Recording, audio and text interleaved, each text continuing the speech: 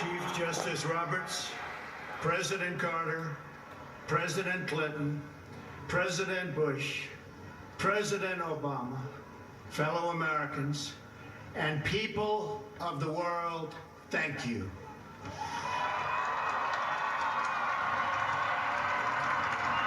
We, the citizens of America, are now joined in a great national effort to rebuild our country and restore its promise for all of our people.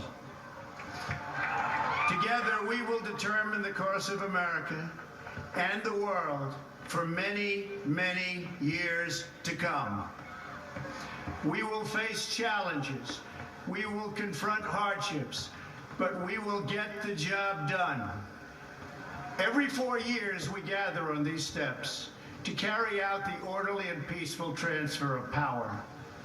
And we are grateful to President Obama and First Lady Michelle Obama for their gracious aid throughout this transition. They have been magnificent. Thank you.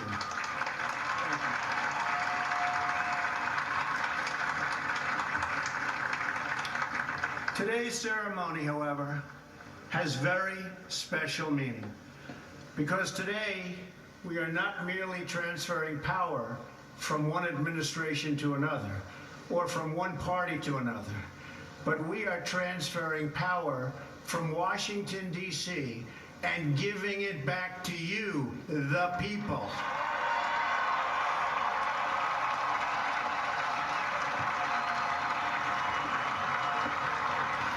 For too long, a small group in our nation's capital has reaped the rewards of government while the people have borne the cost.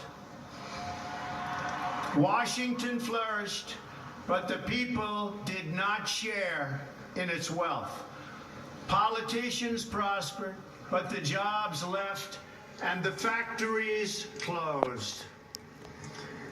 The establishment protected itself, but not the citizens of our country. Their victories have not been your victories. Their triumphs have not been your triumphs.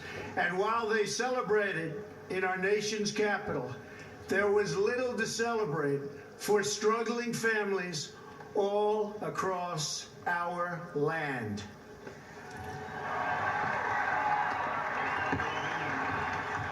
That all changes starting right here and right now, because this moment is your moment. It belongs to you.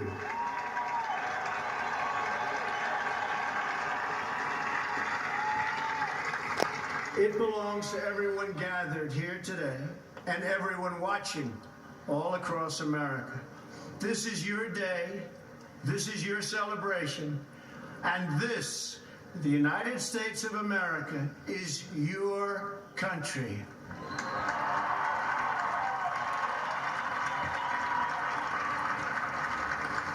What truly matters is not which party controls our government, but whether our government is controlled by the people. January 20th, 2017 will be remembered as the day the people became the rulers of this nation again.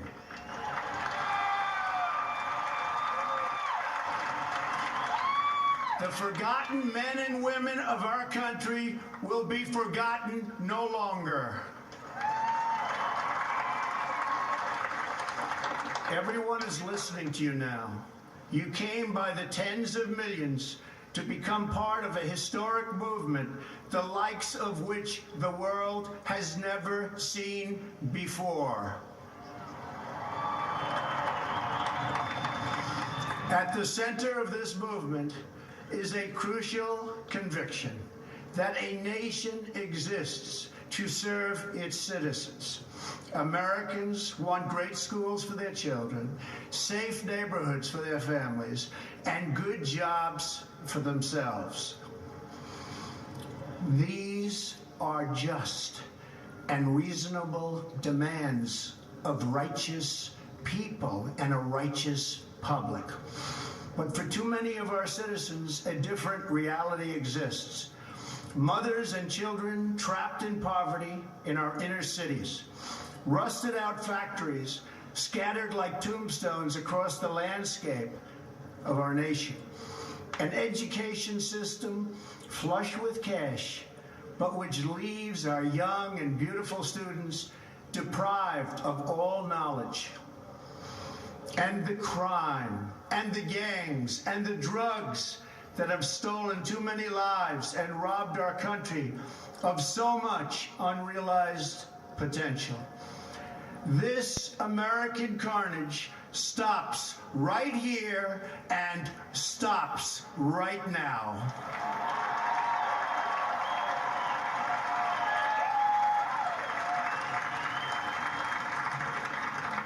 We are one nation, and their pain is our pain. Their dreams are our dreams, and their success will be our success. We share one heart, one home, and one glorious destiny. The oath of office I take today is an oath of allegiance to all Americans.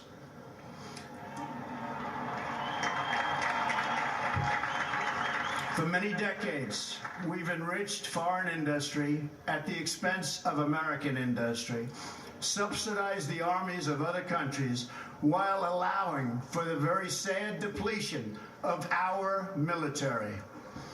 We've defended other nations' borders while refusing to defend our own.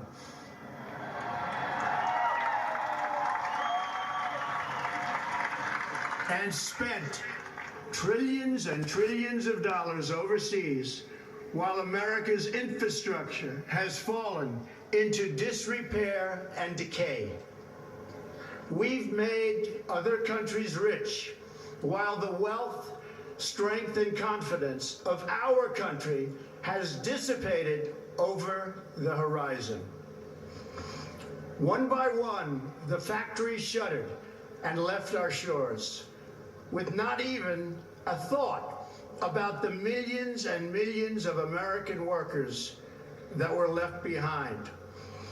The wealth of our middle class has been ripped from their homes and then redistributed all across the world. But that is the past, and now we are looking only to the future.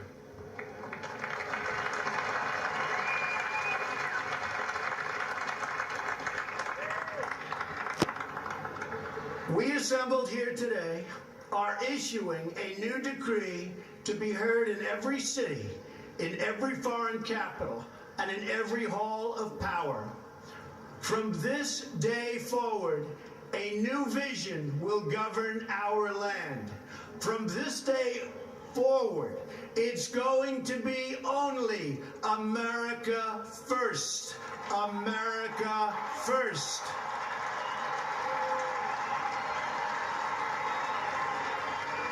Every decision on trade, on taxes, on immigration, on foreign affairs will be made to benefit American workers and American families. We must protect our borders from the ravages of other countries making our products, stealing our companies, and destroying our jobs.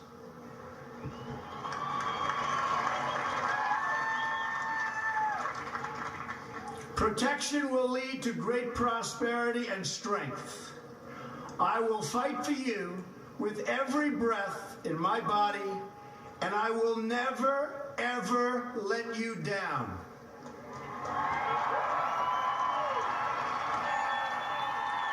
America will start winning again, winning like never before.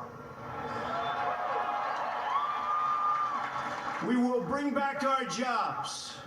We will bring back our borders. We will bring back our wealth. And we will bring back our dreams.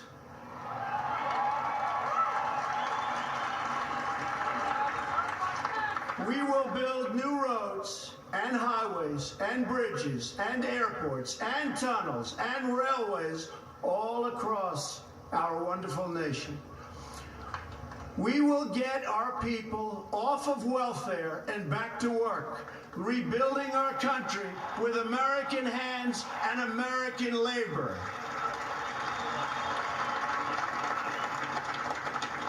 We will follow two simple rules: buy American and hire American. We will seek friendship and goodwill with the nations of the world, but we do so with the understanding that it is the right of all nations to put their own interests first. We do not seek to impose our way of life on anyone, but rather to let it shine as an example. We will shine for everyone to follow. We will reinforce old alliances and form new ones and unite the civilized world against radical Islamic terrorism, which we will eradicate completely from the face of the earth.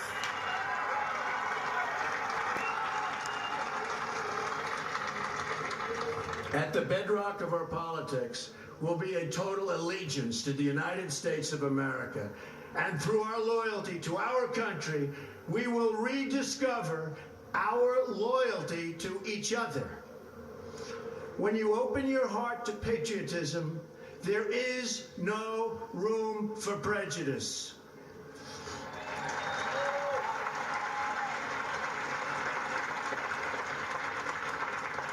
The Bible tells us how good and pleasant it is when God's people live together in unity. We must speak our minds openly, debate our disagreements honestly, but always pursue solidarity. When America is united, America is totally unstoppable.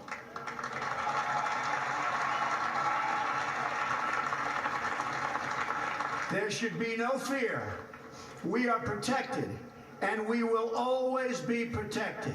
We will be protected by the great men and women of our military and law enforcement. And most importantly,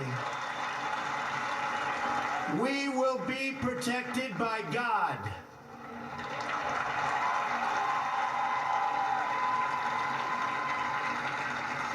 Finally, we must think big and dream even bigger.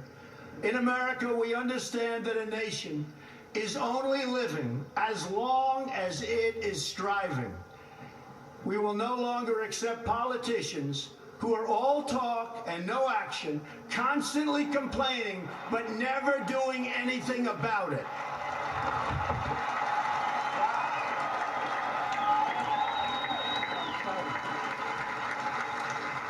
The time for empty talk is over.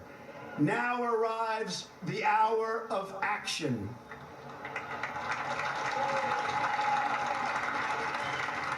Do not allow anyone to tell you that it cannot be done. No challenge can match the heart and fight and spirit of America. We will not fail. Our country will thrive and prosper again. We stand at the birth of a new millennium, ready to unlock the mysteries of space, to free the earth from the miseries of disease, and to harness the energies, industries, and technologies of tomorrow.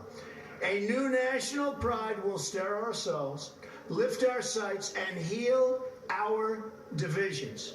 It's time to remember that old wisdom our soldiers will never forget, that whether we are black or brown or white, we all bleed the same red blood of patriots.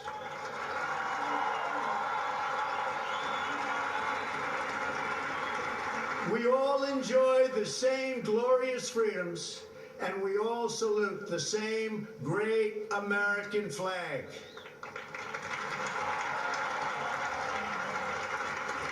And whether a child is born in the urban sprawl of Detroit or the windswept plains of Nebraska. They look up at the same night sky, they fill their heart with the same dreams, and they are infused with the breath of life by the same Almighty Creator.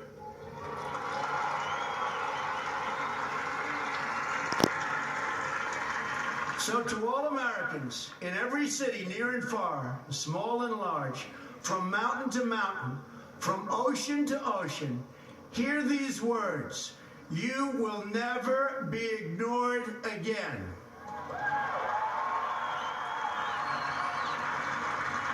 Your voice, your hopes, and your dreams will define our American destiny.